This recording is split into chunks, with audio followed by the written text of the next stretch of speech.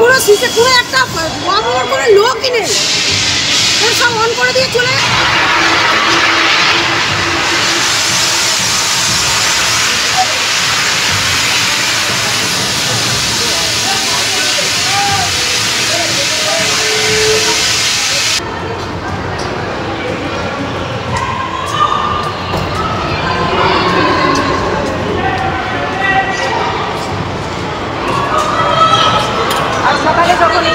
তখন মনে পড়ে যাচ্ছে 14ই জুনের কথা। 5 মাস আগে অ্যাক্রোপলিস মলে আগুন লাগে, সেবারও ফুড কোর্ট থেকে আগুন লাগে বলে জানা যায়। হাইড্রোলিক ল্যাডার এনে কাঁচ ভেঙে আগুন নেভাতে হয় দমকল কর্মীদের।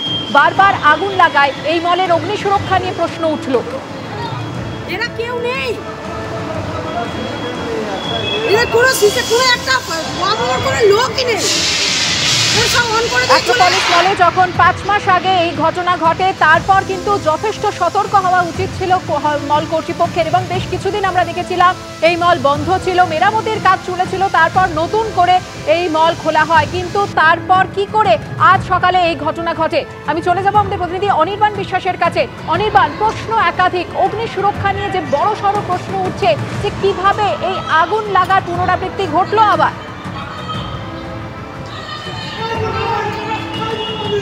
দেখো, তোমাকে প্রথমে জানিয়ে রাখবো যে আগুনটি লাগে কিন্তু 10:40 থেকে 11:45, 10:50 মধ্যে আগুনটি লাগে ফুড কোর্টে অ্যাক্রোপলিস মলের, এবং সেখানে কিন্তু একটি যে খাবার কোম্পানি, সেই খাবারের ফুড কোর্টের যে কাউন্টার, সেখানেই কিন্তু আগুন লাগে। মূলত দেখা যাচ্ছে আগুনটি তা কিন্তু লেগেছিল গ্যাস ওভেন, সেই গ্যাস ওভেনের ওপরে। এবং এই যখন এই ঘটনা ঘটে, স্বাভাবিকভাবে সাধারণ মানুষের মধ্যে যারা ছিলেন ওখানে কর্মীরা প্রত্যেকে এবং যারা এসেছিলেন সাধারণ মানুষ মলে, স্বাভাবিকভাবে তাদের মধ্যে কিন্তু একটা হুড়োহুড়ি পড়ে যায়, আতঙ্ক পড়ে যায়। কারণ 5 মাস আগে সবে একটা বড় অগ্নি সংযোগের ঘটনা, কাণ্ডের ঘটনা, এবং সেই কাণ্ডের ঘটনার পর কিন্তু মল খুলেছে।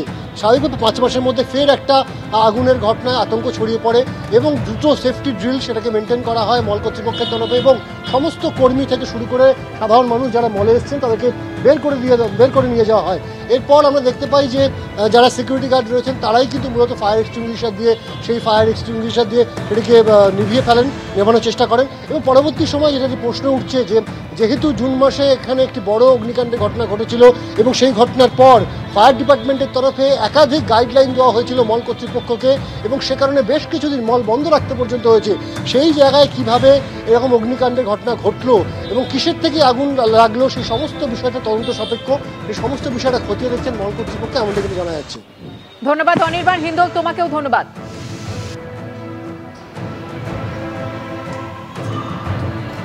যে খবরে আমাদের নজর ছিল অ্যাক্রোপলিস মলে অগ্নিকাণ্ডের ঘটনা, যেখানে বারবারই এই প্রশ্ন উঠছে অগ্নি নিরাপত্তা কতটা জোরদার ছিল, কোথাও কি গাফিলতি থেকে যাচ্ছে বা কোথাও কি ফাঁক থেকে যাচ্ছে, যার জন্য এই ঘটনার পুনরাবৃত্তি বারবার হচ্ছে।